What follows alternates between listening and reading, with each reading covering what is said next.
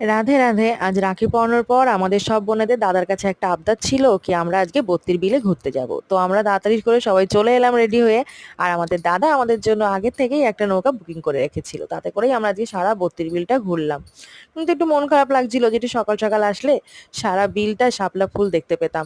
তোমরা ইউটিউবে সার্চ করলে দেখতে পাবে বত্তির বিল বলে, যে সারা বিলটা যখন ফুল ফুটে থাকে, শাপলা ফুল ফুটে থাকে, এত সুন্দর দেখতে লাগে।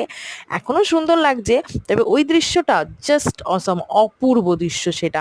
তোমরা ইউটিউবে সার্চ করবে কিন্তু দেখবে যে কত সুন্দর। বত্তির বিল বলে সার্চ করলে অজস্র ভিডিও তোমরা পেয়ে যাবে, ওখানে ঠিকানাও পেয়ে যাবে, তোমরা এসে ঘুরে যেতে পারো।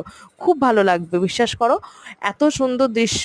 আমার যদিও নিজেদেরই গ্রাম, ছোটবেলা থেকেই এখানে অনেক এসেছি, অনেক শাপলা ফুল তুলেছি নিজে, কিন্তু এই ট্যুরিস্ট জায়গা হওয়ার পর আর আমার বিয়ের পর আমি এই প্রথম এলাম।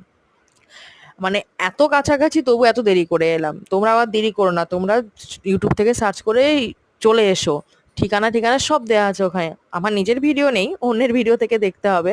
কারণ আমি নিজেই এতদিন পরে প্রথম এখানে এলাম। আমাদের বেশি দূরে বাড়ি নয়, তবুও এতটা লেট করে এলাম।